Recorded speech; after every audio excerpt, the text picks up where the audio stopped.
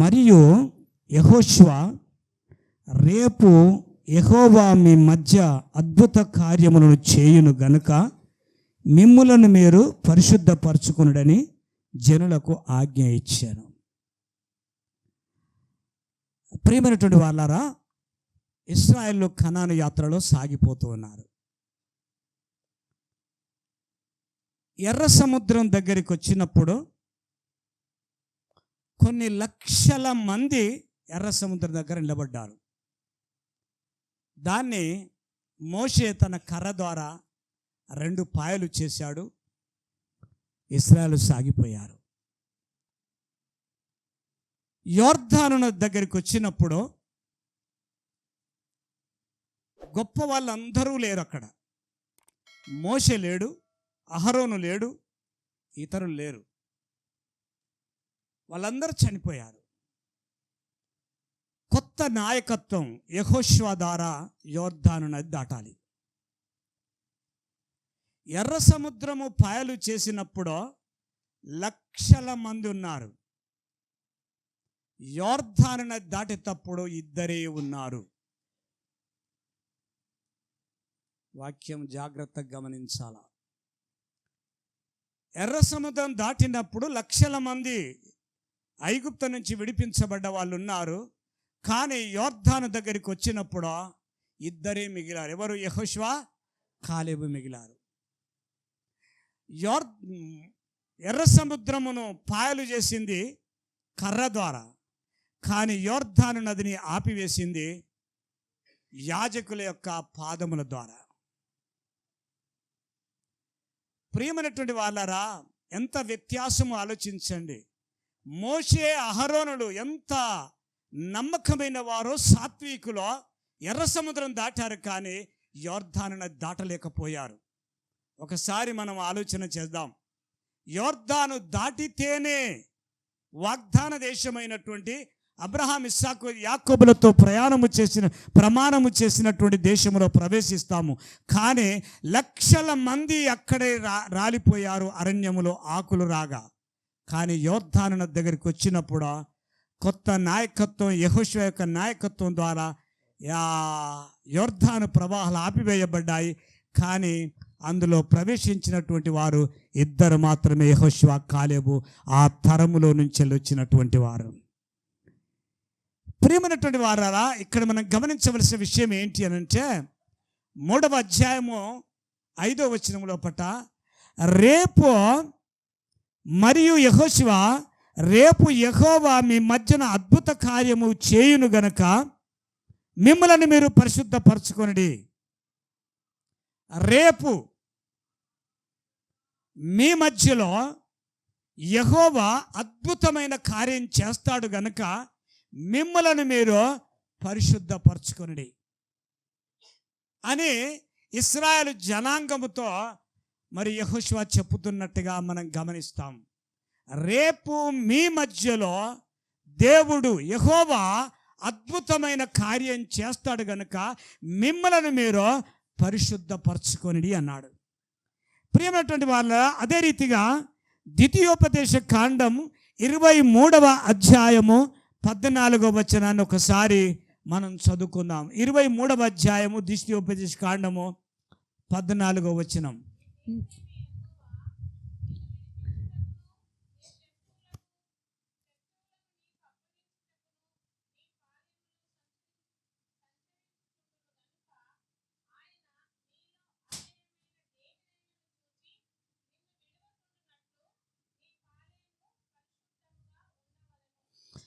ఇక్కడ అంటాడు, నీ దేవుడైన యెహోవా.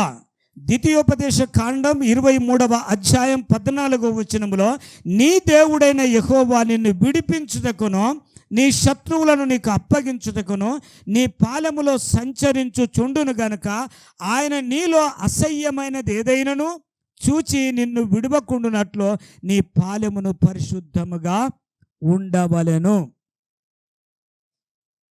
దేవుడు ఇశ్రాయేల్ యొక్క పాలెములో పట ప్రవేశిస్తాడు రేపు. కనుక దేవుడి మరి యెహోషువ చెప్తున్న మాట ఏంటంటే, ఆయన నిన్ను విడిపించుటకు, నీ శత్రువులను నిన్ను అప్పగించుటకు ఆయన రేపు నీ పాలెంలోనికి రాబోతున్నాడు. కనుక నువ్వు పరిశుద్ధముగా ఉండుమని చెప్పేసి, మిమ్మల్ని మీరు పరిశుద్ధపరచుకోండి అని చెప్పేసి యెహోషువ జనులతో చెప్పుతున్నట్టుగా చూస్తూ ఉంటున్నాం.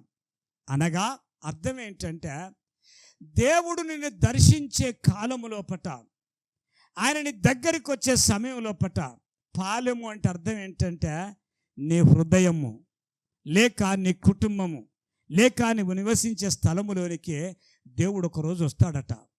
ఇక్కడ యెహోషువ అంటుండు, రేపు నీ పాలెంలోనికి వస్తాడు. కనుక నిన్ను నీవు పరిశుద్ధపరచుకో. ఎందుకు అంటే, పరిశుద్ధుడైనటువంటి దేవుడు నీ పాలెములో ప్రవేశించాలంటే నీవు కూడా పరిశుద్ధంగా ఉండాలి. ఆయన పాలెములో అక్కడ ప్రవేశిస్తానంటున్నాడు. ఆ దేవుడే మన కుటుంబంలో ప్రవేశిస్తాడు, మన వ్యక్తిగతమైన జీవితంలో ప్రవేశిస్తాడు, మన సరౌండింగ్, మన ప్రాంతంలో ప్రవేశించినప్పుడు, ఆయన నిన్ను చూసినప్పుడు నీలో పరిశుద్ధత ఉంటే, నీలో లోబడే విధానం ఉంటే, నీలో దేవునికి భయపడే విధానం ఉంటే, నువ్వు దేవుని ఆజ్ఞలను పాటించే జీవితము కలిగి ఉంటే, నువ్వు దేవునికి భయపడే లక్షణము నువ్వు కలిగి ఉంటే ఆయన నిన్ను దీవిస్తాడు. ఒకవేళ ఆయన నిన్ను పరీక్షించడానికి నీ పాలెములో, నీ గృహములో ప్రవేశించడానికి వచ్చినప్పుడు, నీ గృహములో ఉండకూడని ఉండినప్పుడు, ఏమిటి నీ గృహములో ఉండేటి?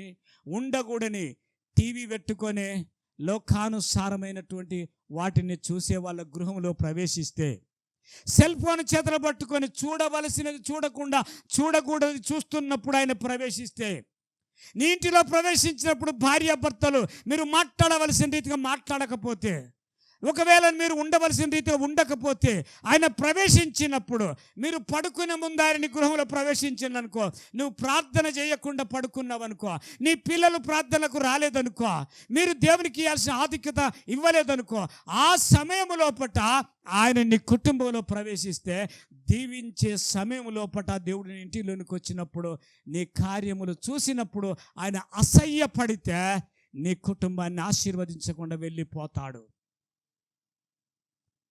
కనుక ప్రియమైనటువంటి వారలారా, నీ దేవుడు నీ గృహములో ప్రవేశించకముందు, నీ కుటుంబంలో ప్రవేశించకముందు, నీ జీవితంలో ప్రవేశించకముందు, ఆయన రేపు నీ ఇంటికి వస్తాడు, లేక ఎల్లుండి నీ ఇంటికి వస్తాడు. నిన్ను దర్శించే కాలములో దేవుడు నీ ఇంటికి వచ్చినప్పుడు, ఆయన నీ ఇంటిలో, నీ జీవితంలో ఆయన చూడవలసింది చూడకపోతే, నిన్ను దీవించవలసింది దీవించకుండా ఆయన వెళ్ళిపోయినప్పుడు నీ కుటుంబానికి శాపం వస్తున్నట్టుగా దేవుని యొక్క వాక్యం సెలవిస్తుంది. అందుకే యెహోషువ జనులతో చెప్తున్న మాట ఏంటంటే, ఆయన రేపు, యెహోవా రేపు మీ మా పాలెములో ప్రవేశిస్తాడు, కనుక మీరు పరిశుద్ధంగా ఉండండి, మీ జీవితాలు మార్చుకోండి, భయముతో మీ జీవితాలు కట్టుకోండి అని చెప్పేసి అడ్వాన్స్గా ఒక రోజు ముందు చెప్పుతున్నట్టుగా మనం గమనిస్తూ ఉంటున్నాం.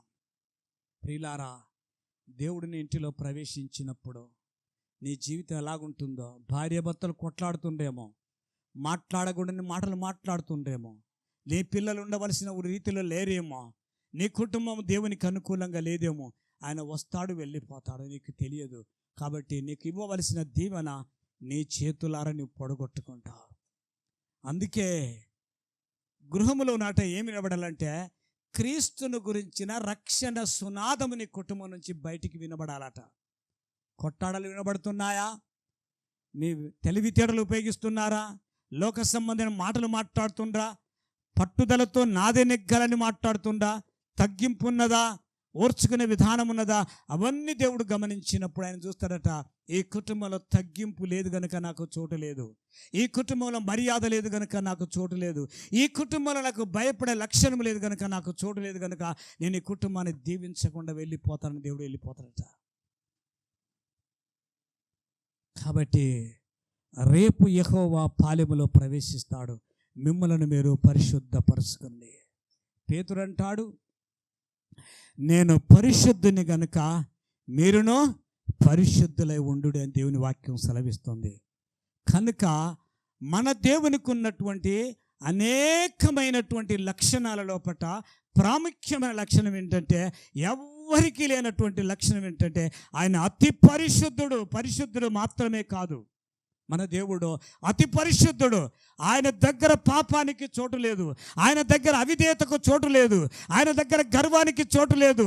ఆయన దగ్గర దేవునికి ఇష్టము కానటువంటి కార్యములు జరిగే చోట ఆయన ఉండడు. ఒకసారి మిమ్మల్ని మీరు పరీక్షించుకోండి. ఆయన నీ ఇంటిలో ప్రవేశించాలని, నీ హృదయం అనేటువంటి గృహములో ఆయన ప్రవేశించాలంటే ఆయన వస్తే ఇష్టపడేటువంటి జీవితము నీకున్నదా ఒకసారి ఆలోచించాలి. ఈ సమయంలో కొన్ని విషయాలు నేను జ్ఞాపకం చేస్తాను. ఒకటి, నీ ఉండే స్థలము లేక నీ ఉండే ఇంటి లోపట be holy at your house. నువ్వు నివసించే స్థలము లోపట నువ్వు పరిశుద్ధంగా ఉండు. మొట్టమొదటి ఎక్కడంటే నీ ఇంటిలో నువ్వు పరిశుద్ధంగా ఉండు. అంటే అర్థం ఏంటంటే నీ బాధ్యత నువ్వు సరిగ్గా నిర్వర్తించు. నీ కుటుంబం లోపట ఒక తండ్రిగా నీ బాధ్యత ఏంటో నువ్వు గుర్తించు. ఒక తల్లిగా నీ బాధ్యత ఏందో నీ కుటుంబం లోపట నువ్వు గుర్తించు. గడిచిపోయిన వాళ్ళ గురించి నేనేం చెప్పను, కానీ ఇప్పుడే కుటుంబాలు కట్టుకునేటువంటి వారికి ఎంతో ఉపయోగపడుతుంది. ఎందుకంటే గడిచిపోయిన జీవితాలు వాళ్ళు మారరు కనుక వారితో సంబంధం లేదు. కానీ కొత్తగా దేవుని స్థానంలో కట్టుకునే కుటుంబాలు ఒకసారి ఆలోచన చేయండి. నీ ఇంటికి దేవుడు రావాలి అంటే నీ ఇంట్లో నీవు పరిశుద్ధంగా వాక్యానుసారంగా జీవిస్తున్నావా? ఒక తండ్రిగా, ఒక తల్లిగా. B Holi at your house లేక ఎట్ యువర్ ప్లేస్. నీ స్థలములో దేవునికి భయపడుతున్నావా? దేవుని క్రమములో నీ కుటుంబం ఉన్నదా? దేవుని స్తోత్రము. దేవుడు మరి నీ ఇంటికి వచ్చినప్పుడు ఆయన గ్రహించేది ఉంటుంది. దేవుని వాక్యము ఈ రీతే ఉంది, హృదయము నిండు దాన్ని బట్టి నోరు మాట్లాడను. నీ హృదయంలో ఏది ఉంటుందో అది బయటికి కనిపిస్తుంది. నీ హృదయంలో కోపం ఉంటే నీ మాటలు కోపంగా వస్తాయి, ఇతరులు లెక్క చేయకుండా వస్తాయి. నీ హృదయంలో సమాధానం ఉంటే నీ మాటలు సమాధానంగా వస్తాయి. నీ హృదయంలో దేవునికి లోబడే విధానం ఉంటే నువ్వు లోబడి ఉంటావు. దేవుని స్తోత్రము. దేవుడు నీ ఇంటికి వచ్చినప్పుడు మొట్టమొదటిగా లోకములో అన్నిటికంటే ప్రాముఖ్యమైన స్థలం ఏదంటే నీ గృహమే. అందుకే లోకంలో సామెత ఏంటంటే మొదట ఇంట గెలిచి రచ్చ గెలవాలి. నీ కుటుంబంలో నీ భార్య నిన్ను పొగడకపోవచ్చు, నీ భర్త నిన్ను పొగడకపోవచ్చు, కానీ నీ బాధ్యత నిర్వర్తిస్తున్నావా? నువ్వు ఒక క్రైస్తవుడిగా, ఒక విశ్వాసిగా, ఒక దేవుని బిడ్డగా బైబిల్ చదువుతున్నావా? ప్రార్థన చేస్తున్నావా? దేవుని స్థలంలో గడుపుతున్నావా? లేక లోకానుసారంగా జీవిస్తున్నా? ఒకసారి లెక్కేసుకో. నువ్వు ఆ రీతిగా ఉన్నప్పుడు వచ్చాడనుకో, నిన్ను దీవించకపోవచ్చేమో. దీవిస్తానని వచ్చినటువంటి దేవుడు నీ ఇంటి నుంచి వెళ్ళిపోతే నీకు ఇంకా దీవెన ఉండదు. హృదయం నిండు దాన్ని బట్టి నోరు మాట్లాడుతుంది. హృదయం నిండు దాన్ని బట్టి మన కన్నులు ఏవి చూడాలి అవి చూస్తాయి. హృదయం నిండు దాన్ని బట్టి మన కాళ్ళు నడుస్తుంటాయి. హృదయం నిండు దాన్ని బట్టి మన చేతులు పనిచేస్తూ ఉంటాయి. హృదయములో దేవుడు నిండి ఉంటే దేవుని ఇష్టమైనటువంటి పనులు చేస్తావు. హృదయంలో దేవుని గురించిన ఆలోచన కలిగితే దేవుని గురించిన తలంపులు తలస్తావు. దేవుని గురించిన ఆలోచన ఉంటే నేను దేవుని సన్నిధిలో ఎంత సమయం గడపాలని ఆలోచిస్తూ ఉంటాను. ఎందుకంటే నీ హృదయములో నిండు దాన్ని బట్టి నీ నోరు మాట్లాడుతుంది, నీ యొక్క శరీరం ప్రవర్తిస్తుంది. దేవుని స్తోత్రం. శరీరాన్ని సుఖపెట్టుకునేటువంటి వారు దేవుని ఘనపరచలేరు, దేవుని సంతోషపరచలేరు.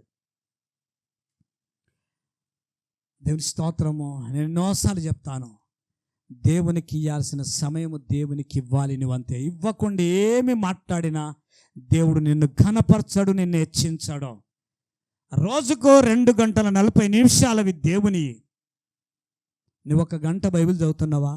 అరగంట బైబిల్ చదువుతున్నావా? 10 నిమిషాలు ప్రార్థన చేసుకుంటున్నావా? దేవుని స్తోత్రం. దేవుడు వచ్చినప్పుడు, నీ ఇంటిని దర్శించినప్పుడు నీవు ఆ స్థితి కనపడకపోతే దీవించడానికి ఇష్టపడి వచ్చినటువంటి దేవుడు ఆయన ఊరికి వెళ్ళిపోతాడు. అందుకే మొదటిగా నీ ఇంట్లో పరిశుద్ధంగా దీవించు. నీ బాధ్యత నువ్వు నిర్వర్తించు. ఒక తండ్రిగా కుటుంబ అవసరాలన్నీ నువ్వు తీర్చాలా. నీ కొడుకులకు, నీ బిడ్డలకు, నీ భార్యకు ఏమి కావాలో అవన్నీ నువ్వు తీర్చాలి ఒక భర్తగా. రెండవది, నీవు ఆ కుటుంబ యజమానుడిగా పిల్లలతో కలిసి ప్రార్థించడం నేర్చుకోవాలి. అన్నిటికంటే ముఖ్యంగా వాళ్ళు విడిచిపెట్టినా నీవు బైబిల్ చదివి వారి కొరకు ప్రార్థించేటువంటి సమయాన్ని కేటాయించుకొని ప్రార్థన చేయాలి. అప్పుడు నీ పిల్లలకి ఏం తెలుస్తుందంటే, నా తండ్రి మంచి ప్రార్థనాపరుడు, నా తండ్రి దేవుని యందు భయభక్తులు కలిగిన వాడని నీ పిల్లలు గ్రహించి నీకు విలువిస్తారు. కానీ లేకపోతే నువ్వు లెక్కలో ఉండవు. ఇక్కడ కుటుంబం లెక్కలో ఉండవు, అక్కడ దేవుని లెక్కలో ఉండవు. ఒక తల్లిగా కూడా అంతే. నీ బాధ్యత, నీ కుటుంబంలోని ఒక తల్లిగా నీ భర్తకు నీ పిల్లకు చేయాల్సింది నువ్వు చేయాలి. రెండవదిగా, భర్త చేయాల్సినంత ప్రార్థన చేయకపోయినా కొంతైనా నీ వ్యక్తిగత జీవితంలో దేవునికి ప్రార్థన చేయాలి. అందుకే మొదటిగా సాక్ష్యం ఎక్కడ ఉండాలంటే కుటుంబంలో ఉండాలి. దేవుని స్తోత్రం. ఎంత సమయం దేవుని కొరకు వెచ్చిస్తున్నావు. దేవుడు పాలెములోనికి వచ్చినప్పుడు ఇశ్రాయేలు సరైన విధానములు లేకపోతే దేవుడు వారిని దీవించాడు. ఒకరోజట ఆ కుటుంబంలో తండ్రి చనిపోయాడట. తండ్రి చనిపోతే అమ్మాయి చిన్నది, ఆ చిన్న పాప తల్లితో అడుగుతుందట, మమ్మీ మమ్మీ డాడీ ఎక్కడికి పోయాడమ్మా అని అడిగిందట. అడిగినప్పుడు మంచి ఆత్మీయతలో పెరిగినటువంటి ఆ తల్లి బిడ్డకిచ్చిన సమాధానం ఏంటి అని అంటే, అమ్మా డాడీని దేవదూతలు తీసుకొని పోయారు, దేవుడు ఆయనను తీసుకురమ్మని దేవదూతలను పంపించాడు, కనుక దేవదూతలు వచ్చి నీ తండ్రిని తీసుకొని డాడీని తీసుకొని పోయాడు అని చెప్పేసి తల్లి చెప్పిందట. చెప్పిన తర్వాత అలా మరి డాడీ దగ్గరికి మనం వెళ్ళమా అని అమ్మ అడిగితాడట. అమ్మ ఖచ్చితంగా మన డాడీ దగ్గరికి వెళ్తాము, ఆయన మళ్ళా దేవదూతలను పంపిస్తాడమ్మా అని తల్లి అన్నదట. అంటే పంపిస్తాడు దేవదూతలను, కానీ ఎప్పుడు పంపిస్తాడో తెలియదమ్మా అని అన్నదట తల్లి. అంటే ఆ బిడ్డ అన్నదట, మరి తప్పకుండా పంపిస్తాడంటున్నావు, వాళ్ళు వచ్చి తీసుకుపోతానండి, మనం డాడీ దగ్గరికి పోవాలి కదా, కాబట్టి మమ్మీ ఓ పని చేద్దాం, ఇప్పుడే మన సామాన్ అంతా సర్దుకొని పెడదాము, ఎందుకంటే దేవదూతలు ఎప్పుడో త్వర తెలియదు కదా, వాళ్ళు రాగానే మనం పోవాలి, మనం సామాను సర్దుకోకపోతే పోయేది ఎలాగమ్మా అన్నదట. చిన్నపిల్ల ఏం తెలియదు. అంటే ఆ కుటుంబంలో ఆ తల్లి ఆ బిడ్డను ఆ క్రమశిక్షలో పెంచుతున్నట్టుగా చూస్తూ ఉంటున్నాం. కొంతమంది మాటలు మాట్లాడితే ఎలాగుంటాయంటే వినసొంపుగా ఉంటాయి. ఎంత చక్కగా మాట్లాడుకుంటారు భార్యాభర్తలు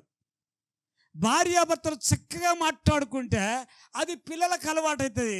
భార్యాభర్తలే కొట్లాడుకుంటే పిల్లలకి ఏం అర్థమవుతుంది ఏమండి? కొంతమందికి 24 గంటల కోపం ఉంటుంది, 24 గంటలు ఏం మాట్లాడుతారో అర్థం కాదు. దేవుని స్తోత్రము. నీవు దేవుని చేత ఏర్పరచబడిన బిడ్డవైతే, ఆయన రక్తములో కడగబడితే నీ ముఖములో పట ప్రశాంతత కనిపించాలి. కోపం నీలో ఉండొద్దు. ఎప్పుడో ఉందంటే పర్వాలేదు, 24 గంటల కోపం ఉంటుందా? కొంతమంది బ్రతకంతే, ఎప్పటికి కోపం ఉంటుంది. దేవుని స్తోత్రము. కుటుంబంలో పట్ల ఆ వాతావరణాన్ని ఏర్పాటు చేయగలిగినటువంటి వారు భార్య లేక భర్త. కొన్ని కుటుంబాల్లో భర్త ఉంటాడు మంచిగా, భార్య ఉండదు. కొన్ని కుటుంబాల భార్య ఉంటుంది, భర్త ఉండడు. కారణం ఏంటంటే వినరు కదా, ఎదిగిన వారు చెప్తే వినరు. కాబట్టి ఆ కుటుంబంలో దేవుడు ఇష్టపడేటువంటి జీవితం ఉండదు కనుక ఆ కుటుంబంలో దేవుడు నివాసం చేయడు.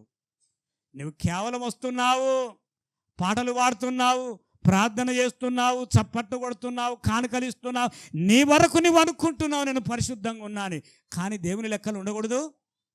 దేవుడు ఇష్టపడకూడదు నీ గురించి. నీ జీవితం ఎంతవరకు దేవుడు ఇష్టపడుతున్నాడు, నీ బాధ్యత ఎంతవరకు నువ్వు సక్రమంగా దేవుని నీ కుటుంబంలో నిర్వర్తిస్తున్నావు అనేటువంటి విషయాన్ని ఒక్కసారి నువ్వు ఆలోచన చేయగలిగితే, బాధ్యత మరిచి తిరిగే తండ్రులు, బాధ్యత మరిచి తిరిగేటువంటి సోమరులైన తల్లులు ఎంతోమంది ఉన్నారు. ఆ కుటుంబాన్ని దేవుడు ఎట్టి పరిస్థితిలో దీవించాడు. నెంబర్ 1. రెండవది ఏమంటాడంటే, be holy at your house. నీ ఇంటిలో నువ్వు పరిశుద్ధంగా ఉండు, మొదటిది. రెండవదిగా బీ హోలీ ఎట్ అలోన్. ఒంటరిగా ఉన్నప్పుడు పరిశుద్ధంగా ఉండాలి. ఏమండి, ఇడికి వచ్చినప్పుడు praise the lord brother, praise the lord sister, ఇంటికాడ ఎంత ఘోరంగా ఉంటాయో మాటలు, ఎంత ఘోరంగా ఉంటాయో, అన్యుల కంటే భయంకరంగా ఉంటాయి మన మాటలు.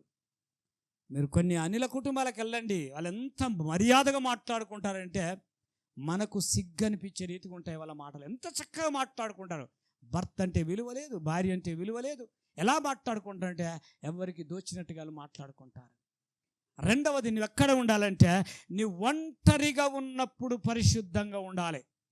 జీవితంలో అనేక మంది పడిపోవడానికి కారణం ఏంటంటే ఒంటరిగా ఉన్నప్పుడే పడిపోయినట్టుగా చూస్తూ ఉంటున్నాం.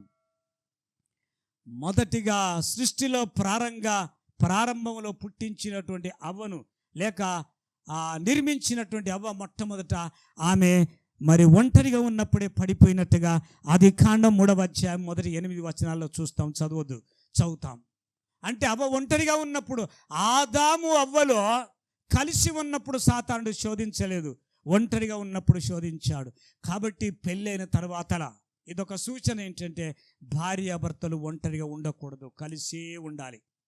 నెంబర్ 1 చదవండి. అదే రీతిగా సాంసోన్ ఎప్పుడు పడిపోయాడు అంటే అతడు ఒంటరిగా ప్రయాణం చేస్తున్నప్పుడు, న్యాయాధిపతుల గ్రంథములు 14వ అధ్యాయంలో మనం చూస్తాము.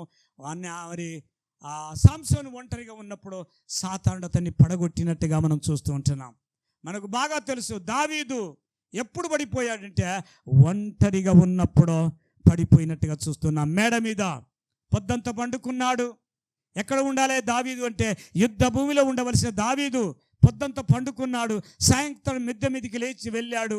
మిద్దె మీద లేచి తిరుగుతున్నప్పుడు చూడకూడని దృశ్యం చూసినప్పుడు అతడు పడిపోయినట్టుగా శోధించబడ్డట్టుగా సమూయేలు మొదటి గ్రంథం 11వ అధ్యాయము ప్రారంభం నుంచి 10 వచనాల్లో మనం చూస్తూ ఉంటున్నాం. అంటే మరి దావీదు ఒంటరిగా ఉన్నప్పుడు పడిపోయినట్టుగా చూస్తూ ఉంటున్నాం. అదే రీతిగా మరి యోసేపు జీవితంలో చూసినట్టుంటే ఆదికాండం 39వ అధ్యాయము 8 నుంచి 11 వచనాలు చూసినట్టుంటే మరి యోసేపు పడిపోయేటువంటి పరిస్థితి ఒంటరిగా ఉన్నప్పుడు ఏర్పడ్డది. కానీ యోసేపు తను నిలబడగలిగాడు, అతడు పడిపోయినట్టుగా మనం చూస్తాము. దేవునికి మహిమ కలుగునుగాక. తరువాతలా మనము కూడా పడిపోవడానికి ఆస్కారం ఎప్పుడు ఉంటుందంటే ఒంటరిగా ఉన్నప్పుడే పడిపోతాం. ఇక్కడ ఒక విషయం గమనించాలి. ఒంటరిగా ఉన్నవాడు పని కలిగి ఉండాలి, లేకపోతే పడిపోతాడు.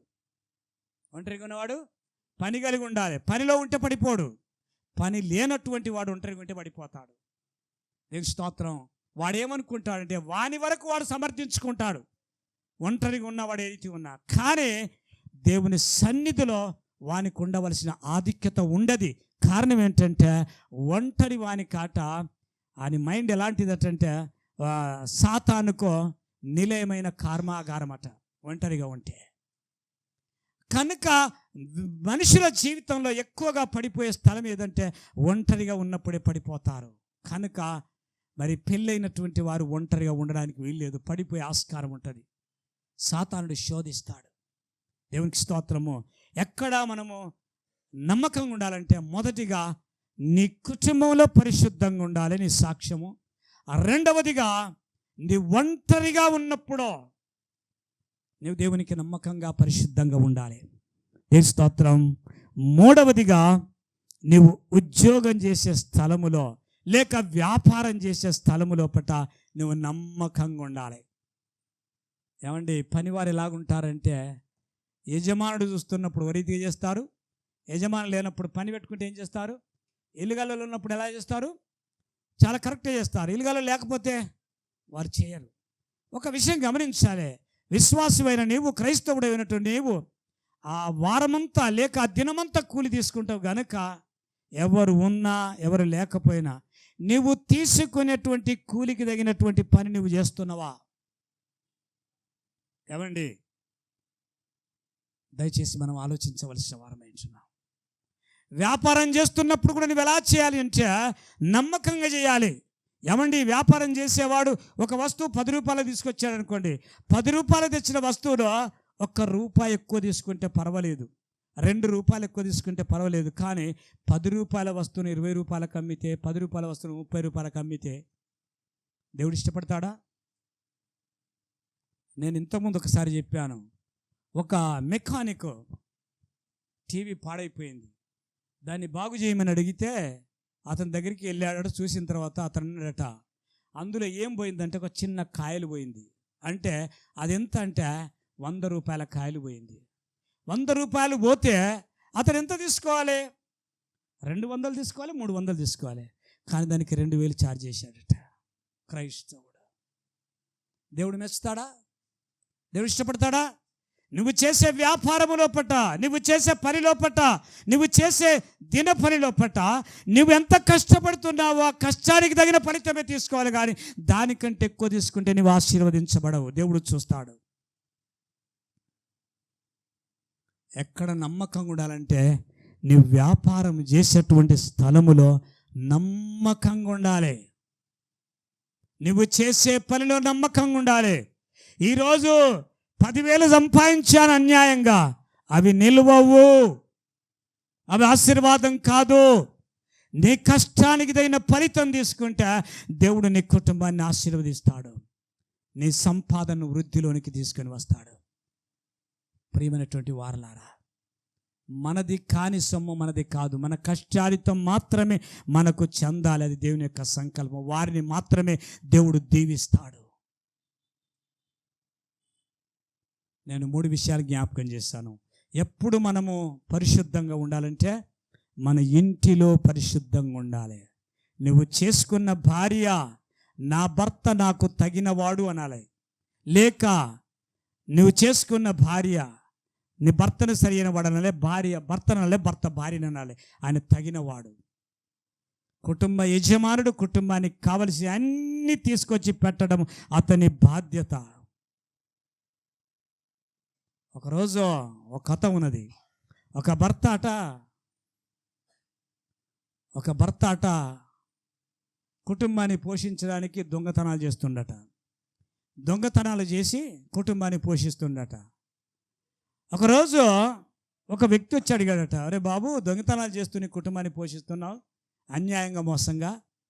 మరి నీకు వచ్చినటువంటి పాపం లోపట నీ భార్య పిల్లలు ఏమైనా పంచుకుంటారా, అడిగిరారా అన్నాడట. వెళ్ళి అడిగినప్పుడు భార్య పిల్లలు ఏమన్నారట తెలుసా?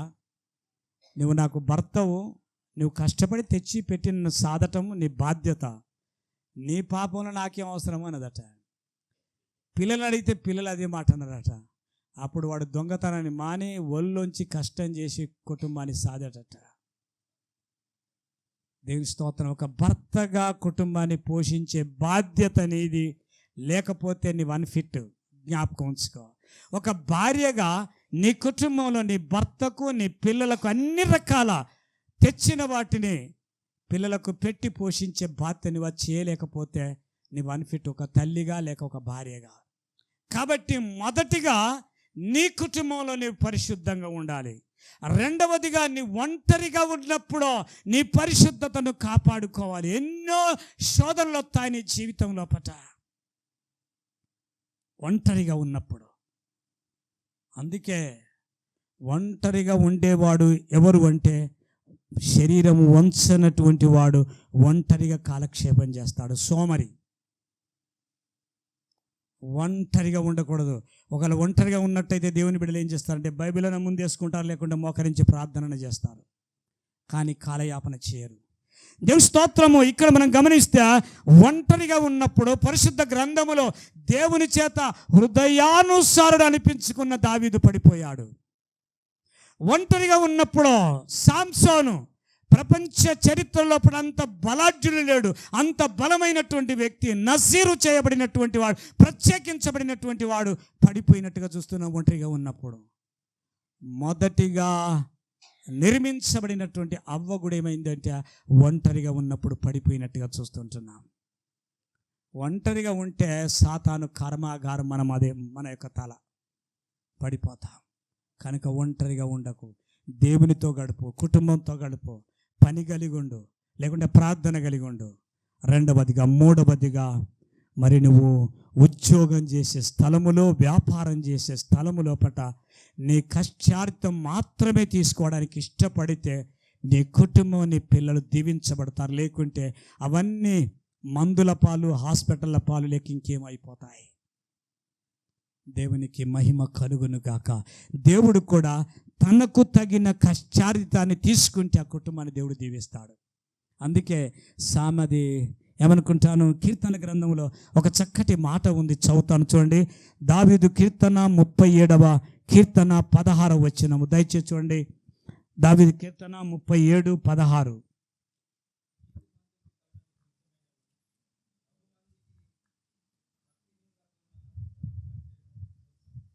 దేవుని స్తోత్రం. 34:16 చక్కటి మాట ఉంది. 37:16 ఏమంటారంటే, నీతిమంతునికి కలిగినది కొంచెమైనను బహుమంది భక్తిహీనులకున్న ధన సమృద్ధి కంటే శ్రేష్టం. ఏమండి, మనం అన్యాయం చేయకపోతే డబ్బులు తక్కువ వస్తాయి. మనం న్యాయంగా బతికితే ఏముండయి, మనకు ఏ పూట ఆ పూటే ఉంటుంది. అన్యాయంతో సంపాదించేటువంటిది ఆ రెక్కలు కట్టుకొని వెళ్ళిపోతాయి. కష్టార్జితమని చేతికి వచ్చింది ఏదైతే ఉంటుందో దాన్ని దేవుడు దీవిస్తాడు. దేవుని స్తోత్రము. కనుక చాలా ఉన్నాయి, కానీ నేను 3 విషయాలు జ్ఞాపకం చేశాను. ఒకటి, నీ ఇంటిలో పరిశుద్ధంగా ఉండు, ఒంటరిగా ఉన్నప్పుడు పరిశుద్ధంగా ఉండు. మూడవది, ఉద్యోగము, వ్యాపారము, పనిచేసే స్థలములో కూడా నువ్వు నమ్మకంగా ఉండు. దేవుడు నిన్ను దీవిస్తాడు. ఎందుకంటే నువ్వు పని చేస్తున్నప్పుడు ఆయన చూస్తాడు. ఒక చిన్న ఉపమానం చెప్పిందే మరలా జ్ఞాపకం చేసి ముగిస్తాను. ఒక తోటలో పని చేయడానికి 3 పనికి కుదిరారు. మీకు జ్ఞాపకం వచ్చి ఉంటుంది. తోటలో పని చేయడానికి 3 పనికి కుదిరారు. ఆ యజమానుడు అన్నాడు, ఆ 3 ఆ గేటు దగ్గర తీసుకుపోయాడు, ఆ తోటలోనికి పంపించాడు. అది కొన్ని ఎకరాల తోట. ఆ ఎకరాల తోట దగ్గర తీసుకెళ్ళి ఏమన్నాడంటే, మీ వెనక ఉండి మిమ్మల్ని పని చేయించేవాడు ఎవడు ఉండడు. మీరు వెళ్ళి ఆ తోటలో నమ్మకంగా పనిచేయండి. అందరికీ సాయంకాలం వచ్చినాక 100 రూపాయలు ఇస్తానన్నాడు అనుకోండి. 3 వెళ్ళారు. 3 వెళ్ళినప్పుడు మొట్టమొదటి వెళ్ళినవాడు ఏం చేశాడు? కొంతసేపు పని చేశాడు. మొదటి వెళ్ళినవాడు పని చేసి చుట్టూ చూశాడు, తోటంతా ఎవ్వరూ లేరు. వాడు అనుకున్నాడు, నేను పొరపాటు చేశాను, మధ్యాహ్నం దాకా పని చేశాను అని చేసి ఏం చేశాడు? వాడు తిన్నాడు, ఓ చెట్టు కింద వండుకున్నాడు. రెండోవాడు ఏం చేశాడో, మధ్యాహ్నం తిన్న తర్వాత పోయి పని చేస్తుండు. ఈ ఇద్దరు కనబడతలేరు. ఇద్దరు కనబడకపోతే వాడు అరే కాసేపు వాడు మధ్యాహ్నం భోజనం చేసినాక 1 గంట సేపు పని చేసినాక వాడు అనుకున్నాడు, అరే వీళ్ళిద్దరు కనబడతలేరు, నేనే పని చేస్తున్నట్టున్నా అని చెప్పేసి వాడు 1 గంట సేపు పని చేసిండు. పోయి వాడు ఒక చెట్టు కింద పడుకున్నాడు. 3వ వ్యక్తి, వాడు ఉదయం వెళ్ళిండు, సాయంకాలం వరకు వాడు పని చేస్తూ ఉన్నాడు, కష్టపడుతున్నాడు. 6 గంటలు అయింది, కూలి తీసుకోవాలి, వెళ్ళాలి, కూలి తీసుకోవాలి. ఆ గేటు దగ్గరికి వచ్చినప్పుడు మొదటి వాడు వెళ్ళాడు. వాడు సగం పని చేశాడు. వానికి ఇస్తాన 100 రూపాయలు ఇచ్చినప్పుడు వాడు సంతోషంగా గంతులు వేసుకుంటూ నేను సగం పని చేశాను అని చెప్పేసి నాకు 100 ఇచ్చాడని చెప్పేసి వాడు సంతోషంగా వెళ్ళిపోయాడు. రెండో వాడు వెళ్ళాడు, వానికి కూడా 100 ఇచ్చాడు. వాడు కూడా సంతోషంగా వెళ్ళాడు. నేను మొదటి కంటే ఎక్కువ పని చేసినా అయినా పర్లేదు, నేను 1 గంట సేపు చేసినా మధ్యాహ్నం తర్వాత అన్నాడు. వాడు 100 రూపాయలు తీసుకొని వెళ్ళిపోయాడు సంతోషంగా. 3వ వచ్చాడు. వాడు ఉదయం వెళ్ళినప్పటి నుంచి వెళ్ళి సాయంకాలం దాకా పని దిగే వరకు వాడు పని చేశాడు. వాడు వెళ్ళినప్పుడు వాడు అంటున్నాడు, యజమానుడు అంటాడు, నేను నీకు కూలి అన్నాడు. అంటే ఈ 3వాడు అన్నాడు, ఎందుకు అన్నాడు. అంటే నువ్వు పని సరిగా చేసినట్టుగా నాకు అనిపించలేదు అన్నాడు.